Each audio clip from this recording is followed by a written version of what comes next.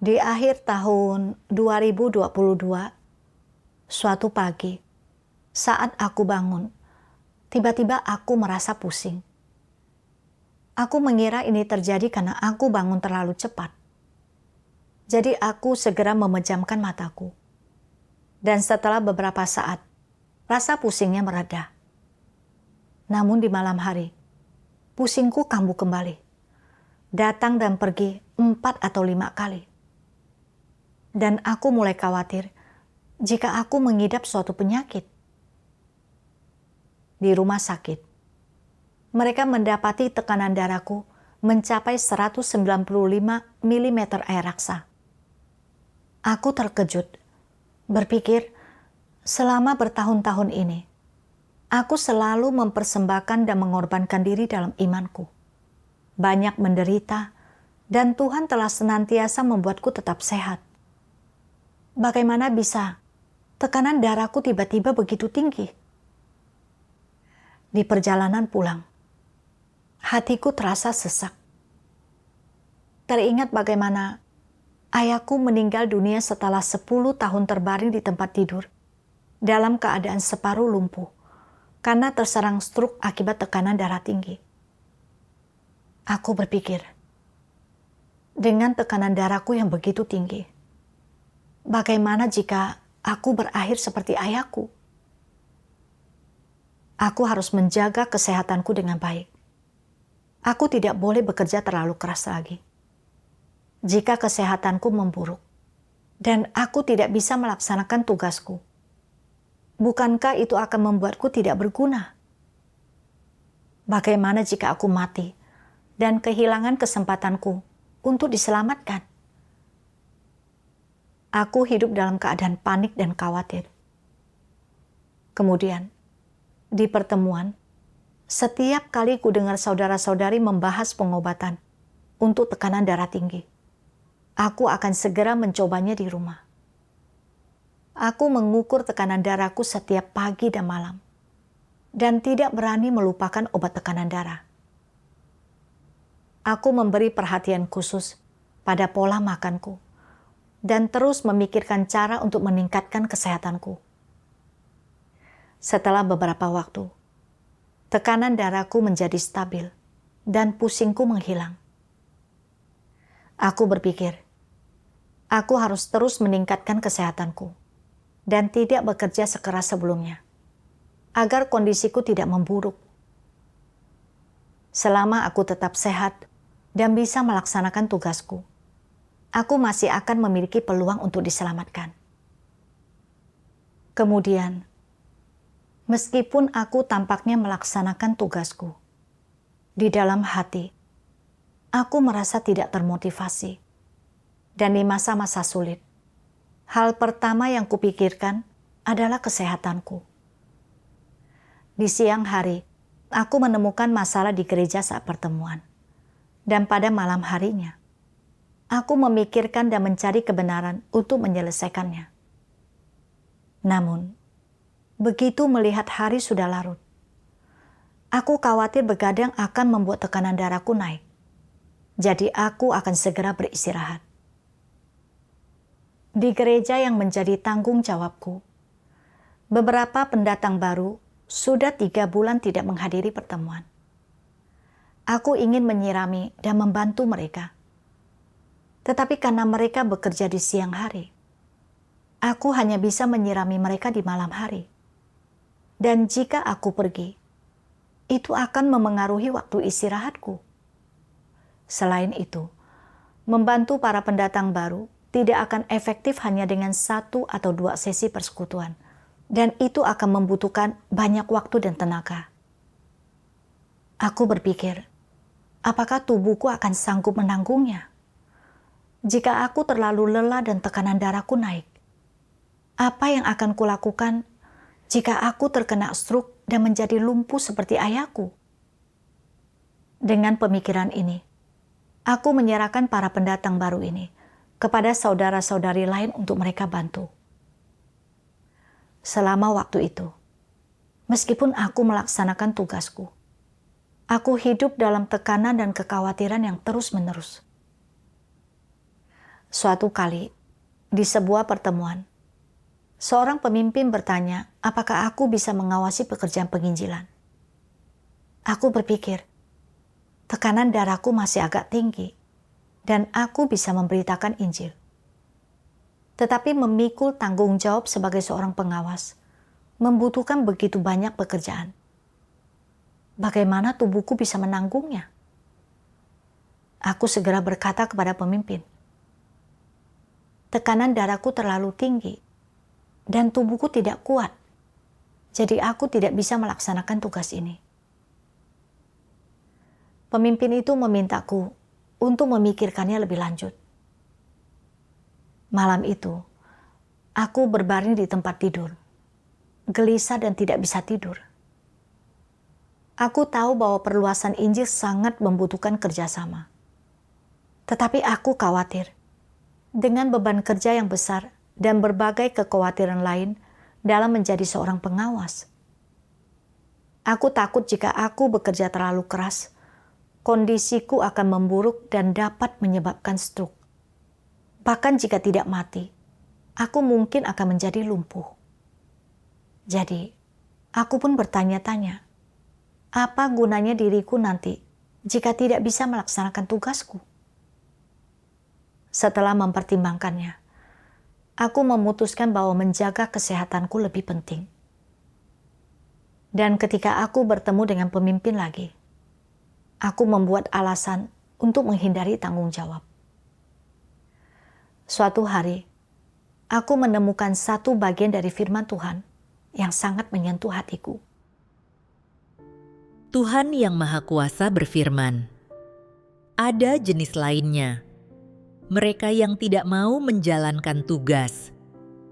Apapun tuntutan rumah Tuhan terhadap mereka, jenis pekerjaan apapun yang gereja berikan kepada mereka, tugas apapun yang gereja ingin mereka jalankan, entah itu besar atau kecil, bahkan dalam hal yang begitu sederhana, seperti meminta mereka untuk sesekali menyampaikan pesan. Mereka tidak mau melakukannya.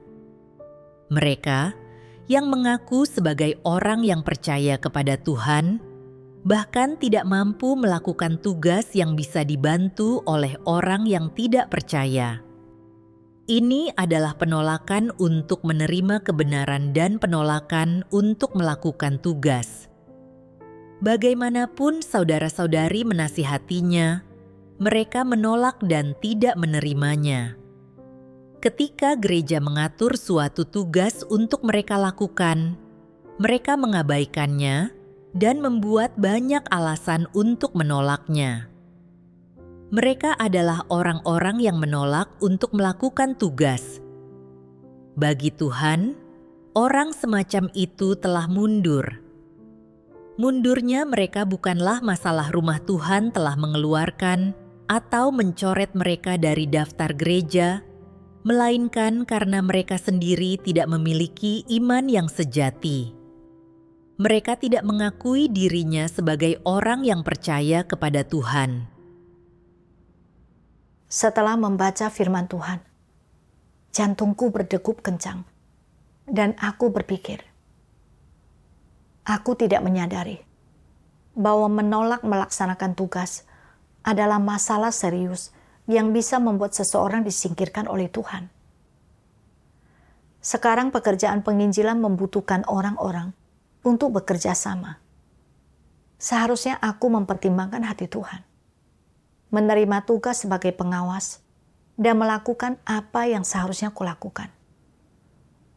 Tetapi aku terus menghindari tugasku, karena khawatir kesehatanku akan menurun. Bukankah ini juga berarti menolak tugas? Lalu, bukankah ini juga akan membuatku disingkirkan oleh Tuhan?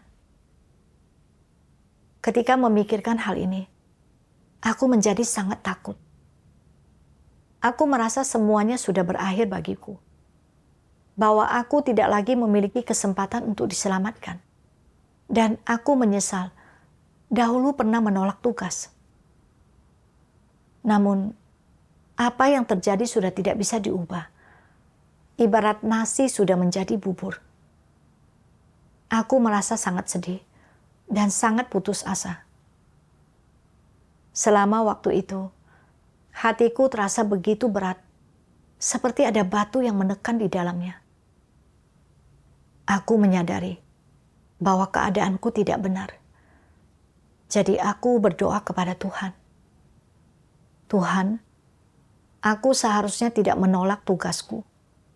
Aku bersedia tunduk dan mencari maksud-Mu. Suatu hari, aku membaca satu bagian dari firman Tuhan. Tuhan Yang Maha Kuasa berfirman, "Ketika orang disingkapkan oleh Tuhan, bagaimana seharusnya mereka menghadapinya dan pilihan apa yang harus mereka ambil? Mereka harus mencari kebenaran dan dalam keadaan apapun, mereka tidak boleh menjadi orang yang bingung. Mengalami penghakiman dan hajaran Tuhan, serta menyadari kerusakanmu sebagaimana adanya adalah baik bagimu, jadi mengapa engkau bersikap negatif? Tuhan menyingkapkanmu agar engkau mengenal dirimu sendiri dan untuk menyelamatkan dirimu. Sebenarnya, watak rusak yang kau perlihatkan berasal dari naturmu. Bukan berarti Tuhan ingin menyingkapkanmu, tetapi jika Dia tidak menyingkapkanmu, bukankah engkau akan tetap memperlihatkan watak yang rusak? Sebelum engkau percaya kepada Tuhan, Dia selama itu tidak menyingkapkanmu, jadi bukankah engkau sepenuhnya hidup berdasarkan watak rusak iblis dalam dirimu? Engkau adalah orang yang hidup berdasarkan watak iblis. Engkau seharusnya tidak terlalu terkejut dengan hal-hal ini. Ketika engkau memperlihatkan sedikit kerusakan, itu membuatmu sangat ketakutan dan engkau mengira semuanya sudah berakhir bagimu, bahwa Tuhan tidak menginginkanmu dan semua yang telah kau lakukan sia-sia. Jangan terlalu berlebihan. Manusia yang rusaklah yang Tuhan selamatkan, bukan robot.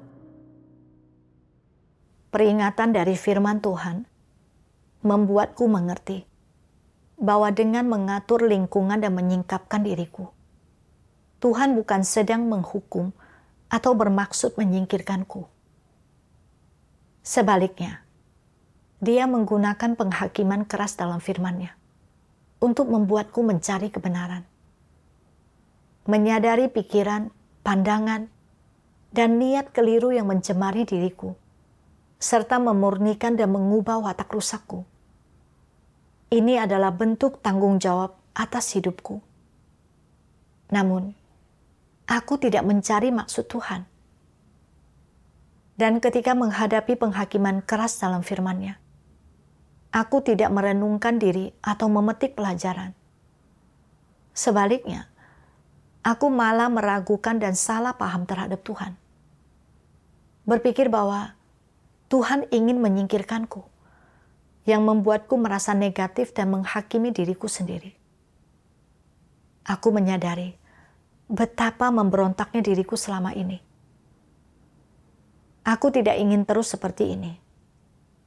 Aku bersedia mencari kebenaran dan memetik pelajaran dari lingkungan yang telah Tuhan atur ini.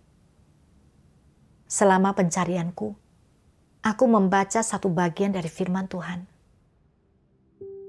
Tuhan Yang Maha Kuasa berfirman, "Jika orang ingin menjalani kehidupan yang bernilai dan bermakna, mereka harus mengejar kebenaran. Yang pertama dan terutama, mereka harus memiliki pandangan hidup yang benar, serta pemikiran dan sudut pandang yang benar terhadap berbagai hal besar dan kecil yang mereka hadapi dalam kehidupan dan jalan hidup mereka. Mereka juga harus memandang semua hal ini dari sudut pandang dan pendirian yang benar, dan bukannya menangani berbagai masalah yang mereka hadapi dalam perjalanan hidup mereka atau dalam kehidupan mereka sehari-hari, dengan menggunakan pemikiran dan sudut pandang yang ekstrim atau radikal. Tentu saja, mereka juga tidak boleh memandang hal-hal ini melalui sudut pandang duniawi, melainkan harus melepaskan pemikiran dan sudut pandang yang negatif dan keliru tersebut. Sebagai contoh, katakanlah ada seseorang yang mengidap kanker dan dia takut mati. Dia tidak mau menerima kematian dan terus berdoa kepada Tuhan agar melindunginya dari kematian dan memperpanjang umurnya selama beberapa tahun lagi. Di dalam dirinya ada emosi negatif berupa kesedihan, kekhawatiran, dan kecemasan saat dia melewati hari demi hari hidupnya. Sama seperti orang lain, dia percaya kepada Tuhan dan melaksanakan tugasnya, dan di luarnya, tampaknya tidak ada perbedaan antara dirinya dan orang lain. Ketika dia jatuh sakit dan menghadapi kematian, dia berdoa kepada Tuhan dan tetap tidak meninggalkan tugasnya. Dia terus bekerja, bahkan dengan tingkat yang sama seperti yang dia lakukan sebelumnya. Namun, ada sesuatu yang orang harus mengerti dan benar-benar pahami mengenai orang ini. Pemikiran dan sudut pandang yang orang ini pendam selalu negatif dan keliru. Sebesar apapun penderitaannya atau berapapun harga yang telah dia bayar saat melaksanakan tugasnya, dia memiliki pemikiran dan sudut pandang yang keliru dalam pengejarannya. Dia selalu dikendalikan oleh pemikiran dan sudut pandang yang keliru dan membawa serta emosi negatifnya saat melaksanakan tugasnya, berusaha menawarkan pelaksanaan tugasnya kepada Tuhan sebagai imbalan atas kelangsungan hidupnya sendiri untuk mencapai tujuannya. Tujuan pengejarannya bukan untuk memahami atau memperoleh kebenaran, ataupun untuk tunduk pada semua pengaturan dan penataan Tuhan. Tujuan dari pengejarannya justru berkebalikan dari hal ini. Dia ingin hidup sesuai dengan keinginan dan kebutuhannya sendiri, mendapatkan apa yang ingin dia kejar. Dia ingin menata dan mengatur nasibnya sendiri, dan bahkan ingin mengatur hidup dan matinya sendiri. Jadi pada akhir hidupnya, hasilnya adalah dia tidak memperoleh apapun. Dia tidak memperoleh kebenaran, dan pada akhirnya dia menyangkal Tuhan dan tidak lagi percaya kepadanya. Bahkan menjelang kematiannya, dia tetap tidak memahami bagaimana manusia seharusnya hidup dan bagaimana makhluk ciptaan seharusnya memperlakukan pengaturan dan penataan Sang Pencipta. Itu adalah hal yang paling menyedihkan dan tragis tentang dirinya.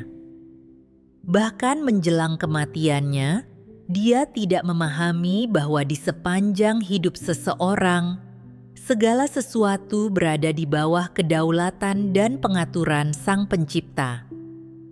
Jika Sang Pencipta menghendakimu hidup, meskipun engkau terserang penyakit mematikan, engkau tidak akan mati. Jika Sang Pencipta ingin engkau mati, meskipun engkau masih muda, sehat, dan kuat, ketika waktumu telah tiba, engkau harus mati. Segala sesuatu berada di bawah kedaulatan dan penataan Tuhan. Ini adalah otoritas Tuhan, dan tak seorang pun mampu melampauinya. Dia tidak memahami fakta yang begitu sederhana ini. Bukankah itu menyedihkan? Meskipun dia percaya kepada Tuhan, menghadiri pertemuan, mendengarkan khotbah, dan melaksanakan tugasnya, meskipun dia percaya bahwa Tuhan itu ada, dia berulang kali tidak mau mengakui bahwa nasib manusia, termasuk hidup dan mati, berada di tangan Tuhan dan bukan dikendalikan kehendak manusia. tak seorang pun bisa mati hanya karena mereka menginginkannya, dan tak seorang pun bisa tetap hidup hanya karena mereka ingin hidup dan takut akan kematian. Dia tidak memahami fakta yang sesederhana ini. Dia tidak memahaminya bahkan menjelang kematiannya, dan dia tetap tidak tahu bahwa hidup dan mati seseorang tidak ditentukan oleh dirinya sendiri, melainkan tergantung pada penetapan Sang Pencipta. Bukankah ini tragis? Setelah membaca bagian dari firman Tuhan ini, aku menangis terseduh-seduh. Aku mengira bahwa setelah bertahun-tahun percaya kepada Tuhan, aku telah memperoleh beberapa kenyataan kebenaran. Tetapi aku tidak menyadari bahwa aku sama sekali belum memahami kedaulatan Tuhan dan tidak tahu bagaimana mengalami pekerjaannya. Ketika penyakit menimpaku, aku tidak menerima bahwa penyakit itu dari Tuhan, tidak mencari kebenaran dan memetik pelajaran darinya. Sebaliknya, aku hidup menurut cara pandang orang tidak percaya, mengira bahwa penyakit disebabkan oleh kelelahan dan aku harus fokus merawat tubuhku. Percaya bahwa hanya dengan merawat tubuhku, barulah aku pulih. Jika tidak, aku mungkin akan berakhir seperti ayahku, atau bahkan mati karena penyakit ini suatu hari nanti. Agar bisa sembuh dari penyakit ini secepatnya, aku langsung mencoba segala macam pengobatan yang kudengar. Aku takut beban pikiran dan kelelahan akan memperburuk kondisiku, sehingga aku menghindari menyelesaikan masalah dalam pekerjaanku dan menyerahkan para pendatang baru yang seharusnya aku dukung kepada orang lain. Aku makin kehilangan rasa terbeban terhadap tugasku. Ketika pemimpin ingin mempromosikanku untuk mengawasi pekerjaan, aku menolak tugas itu karena takut beban pikiran dan kelelahan akan menaikkan tekanan darahku dan membuatku terkena stroke. Meskipun aku telah percaya kepada Tuhan, aku tidak benar-benar percaya akan kemahakuasaan dan kedaulatannya, atau memiliki iman bahwa hidupku ada di tangannya. Pikiranku sepenuhnya terfokus pada bagaimana menjaga kesehatanku, seolah-olah kesehatan manusia hanya bergantung pada usaha mereka sendiri dan tidak ada hubungannya dengan kedaulatan Tuhan. Aku sama sekali tidak bertindak seperti orang percaya. Aku teringat pada apa yang terus dipersekutukan Tuhan, yang mengajar kita untuk melihat orang dan hal-hal dengan firman-Nya sebagai dasar, serta kebenaran sebagai kriteria.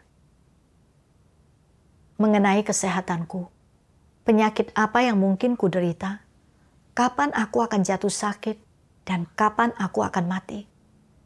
Tuhan sudah lebih dahulu menentukan semua ini. Jika Tuhan ingin aku mati, maka seberapa baik pun aku merawat diriku, aku tidak akan bisa hidup. Dan jika Tuhan ingin aku hidup, maka sekalipun aku menderita penyakit serius, aku tidak akan mati.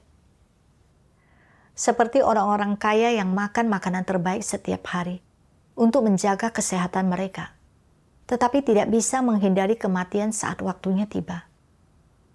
Sedangkan dari sekian banyak orang biasa yang hanya mampu makan makanan sederhana dan murah, cukup banyak yang bisa berumur panjang. Bahkan orang tidak percaya pun mengetahui bahwa hidup manusia ditentukan oleh surga.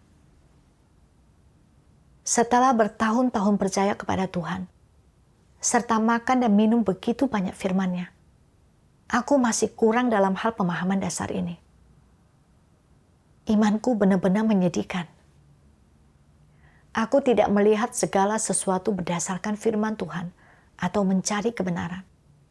Sebaliknya, aku terus-menerus memikirkan cara untuk menjaga kesehatanku, tanpa sedikit pun tempat bagi Tuhan di hatiku. Apa bedanya aku dengan orang tidak percaya? Tuhan mengizinkan penyakit ini agar aku mencari kebenaran dan memetik pelajaran darinya, untuk menyucikan dan mengubah niat serta pandangan keliru yang ada di dalam diriku, dan berbalik dari jalanku yang menyimpang. Ini adalah keselamatan Tuhan bagiku. Jika aku tetap tidak belajar dari pengalaman ini, maka meskipun penyakitku mereda, aku tidak akan memperoleh kebenaran. Dan itu akan menjadi pengalaman yang sia-sia. Setelah memahami maksud Tuhan, aku tidak lagi merasa terkekang oleh penyakitku seperti sebelumnya. Aku menyesuaikan jadwal istirahat dan kerja rutinku secara wajar. Dan pikiranku mulai berfokus pada tugasku. Sehingga setiap kali aku benar-benar sibuk, aku akan lupa bahwa aku masih sakit. Terkadang, aku bahkan lupa untuk minum obat atau mengukur tekanan darahku tanpa merasa tidak nyaman. Dalam hatiku, aku menyadari bahwa apapun penyakit yang menimpa seseorang, itu ada di tangan Tuhan. Sehingga kekhawatiran serta kecemasan mereka tidaklah diperlukan. Kekhawatiran ini bukan hanya tidak mengubah apapun, tetapi juga membuat orang ditipu dan disiksa iblis, serta hidup dalam penderitaan yang lebih besar. Kemudian, seorang saudari mengingatkanku bahwa ketika menghadapi penyakit, jika kita tidak bersedia melaksanakan tugas-tugas penting, lalu hidup dalam emosi negatif seperti tekanan dan kekhawatiran, maka hal ini ada kaitannya dengan pandangan kita tentang apa yang harus dikejar dan niat kita untuk mendapatkan berkat. Dari apa yang diingatkan oleh saudari itu, aku mulai mencari dan merenungkan hal ini. Aku membaca satu bagian dari firman Tuhan.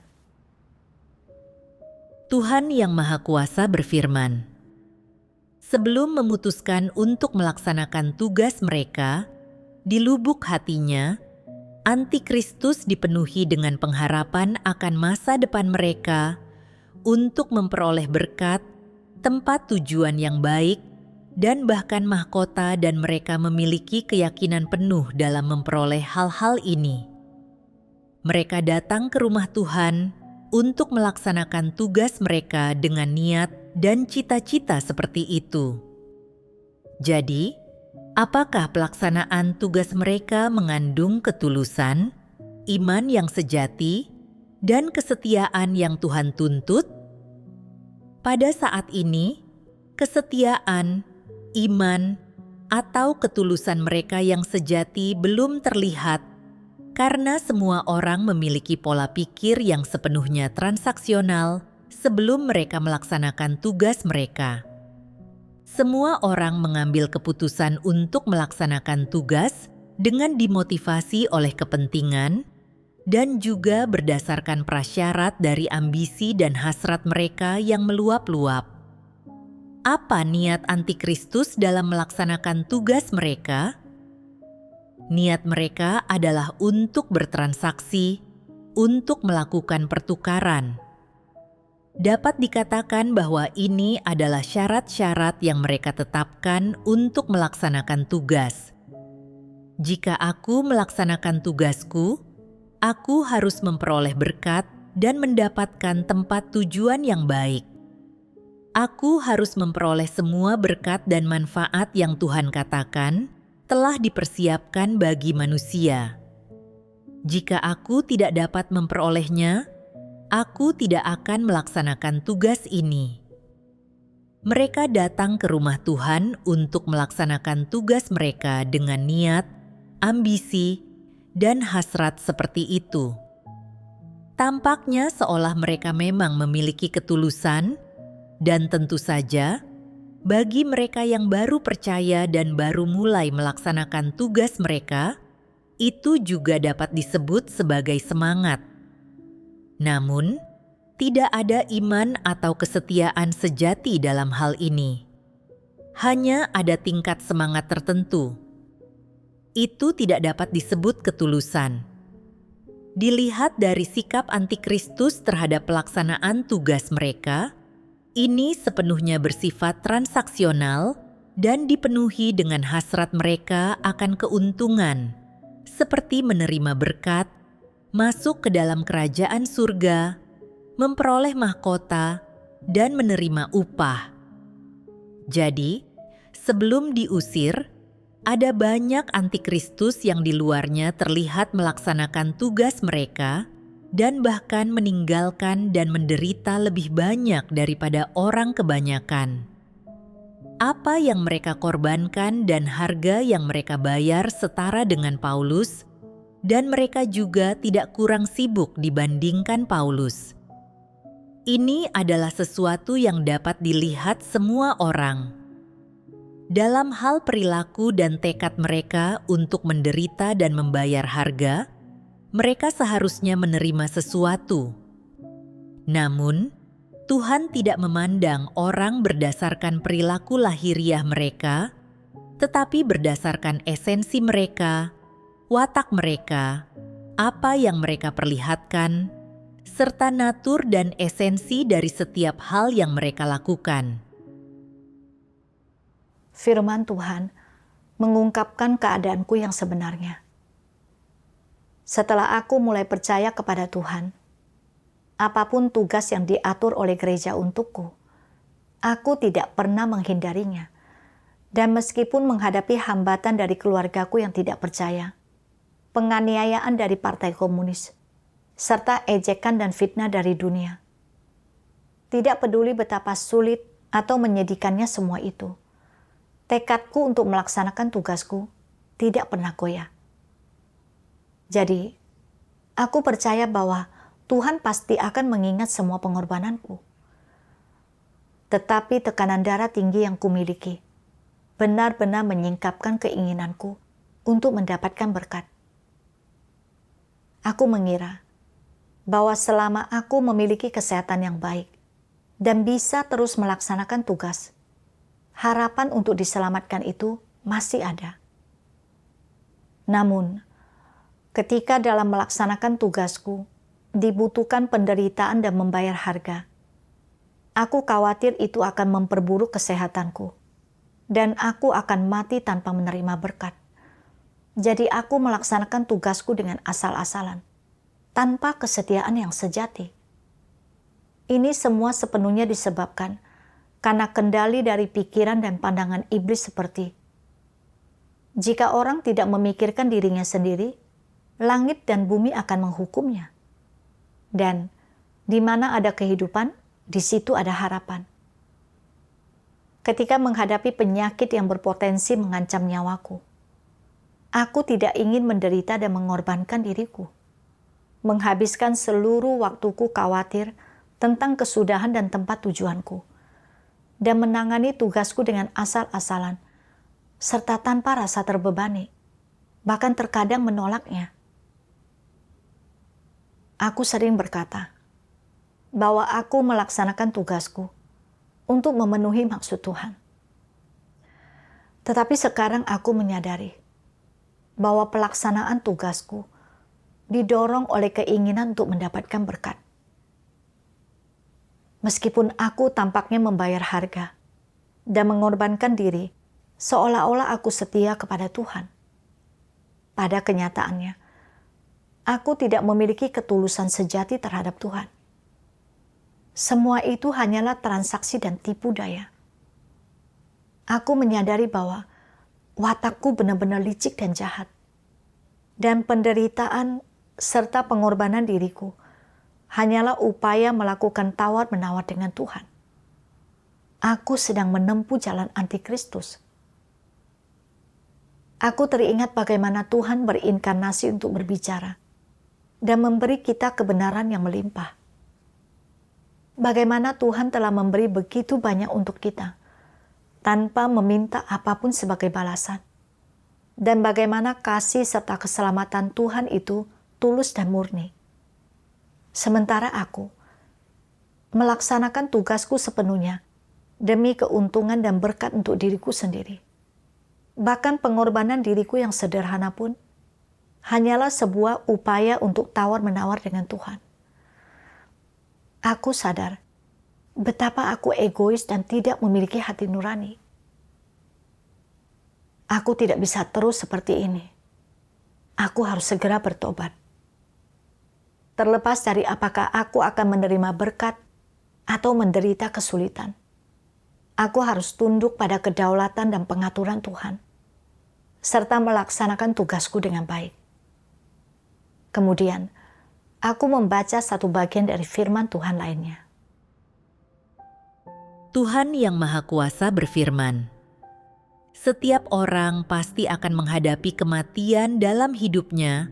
Artinya, kematian adalah sesuatu yang harus dihadapi oleh setiap orang pada akhir perjalanan mereka. Namun, kematian memiliki berbagai natur. Salah satunya adalah pada waktu yang telah ditakdirkan oleh Tuhan, orang telah menyelesaikan misinya sendiri dan Tuhan mengakhiri kehidupan jasmaninya, maka kehidupan jasmaninya telah mencapai akhir. Meskipun ini bukan berarti bahwa hidupnya sudah berakhir.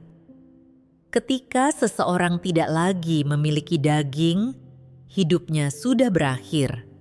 Benarkah demikian? Tidak.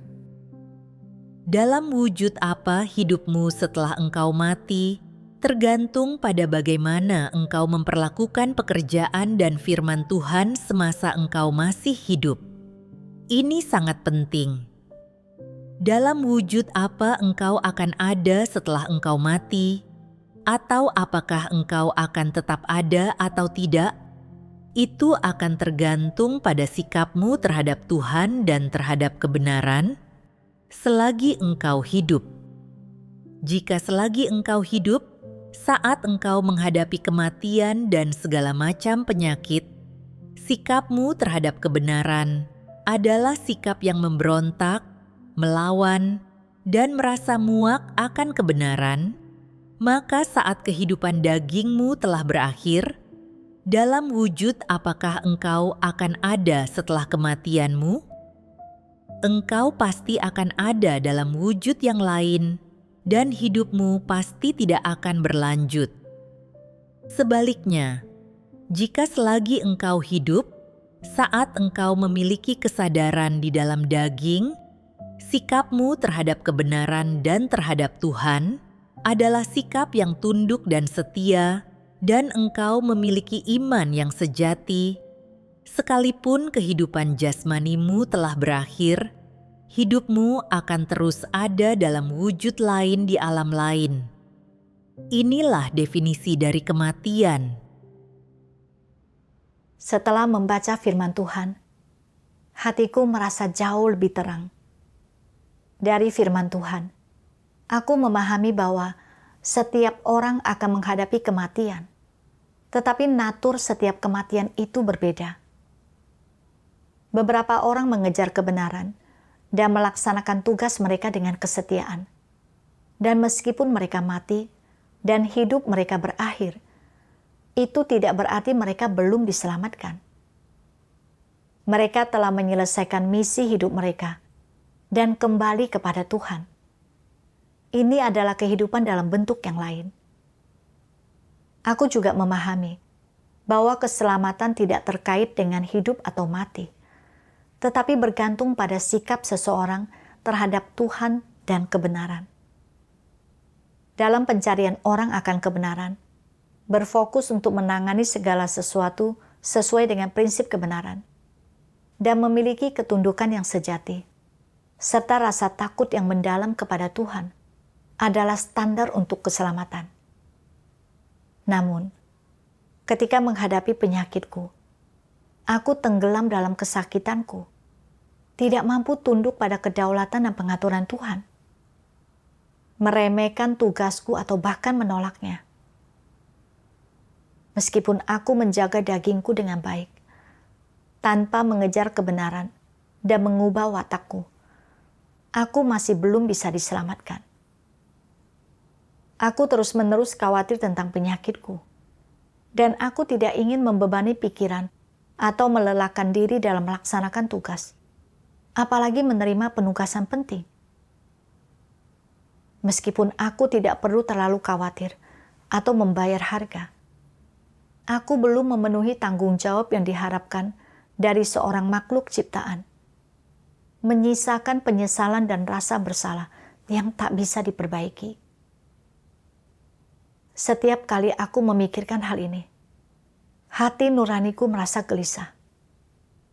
Hanya pada saat itulah, aku benar-benar menyadari bahwa terlepas dari kondisi fisik seseorang semasa hidupnya, hanya dengan mengejar kebenaran dan melakukan yang terbaik dalam melaksanakan tugasnya, barulah hidup seseorang memiliki nilai serta makna. Dan bahkan, ketika sakit atau lelah, itu jauh lebih baik daripada menghabiskan seluruh hidup dalam kekosongan. Setelah menyadari hal ini, aku mendapatkan motivasi untuk melaksanakan tugasku. Dan dalam hati, aku membulatkan tekad untuk mencari kebenaran dan melaksanakan tugasku dengan tekun.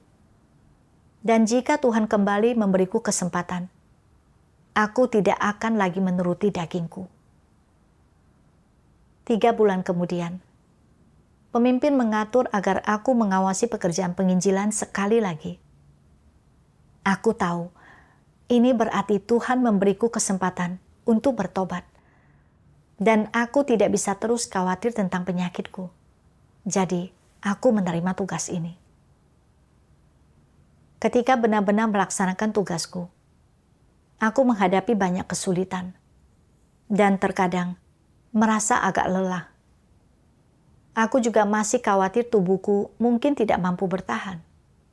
Jadi, aku berdoa kepada Tuhan dan menyerahkan penyakitku ke tangannya. Terlepas dari apakah penyakitku makin parah, aku tidak ingin lagi menunda tugasku. Setelah berdoa, hatiku tidak lagi merasa terkekang. Aku mengatur jadwal istirahat dan kerjaku dengan bijak. Dan ketika menghadapi kesulitan dalam pekerjaan, aku mendiskusikan solusi bersama para saudari yang bekerja sama denganku. Dengan menerapkan seperti ini, lelahnya tidak seperti yang kubayangkan. Dan aku menyadari bahwa beban yang Tuhan berikan kepadaku, semua dalam kapasitas yang sanggup kutanggung. Suatu hari, aku melihat saudari yang menjadi tuan rumah mengukur tekanan darahnya. Jadi, aku pun mengukur tekanan darahku. Dan yang mengejutkanku, tekanan darahku normal. Aku mengucap syukur kepada Tuhan dari lubuk hatiku. Firman Tuhanlah yang mengubah pandanganku yang keliru tentang apa yang harus dikejar. Dan aku memperoleh pemahaman serta pengalaman tentang kedaulatan dan penetapan awal Tuhan. Aku juga memahami bahwa percaya kepada Tuhan bukan sekadar untuk mencari berkat, dan hanya dengan mengejar kebenaran, tunduk pada pengaturan serta penataan Tuhan, juga melaksanakan tugas sebagai makhluk ciptaan dengan baik, maka hidup akan menjadi berharga dan bermakna. Syukur kepada Tuhan.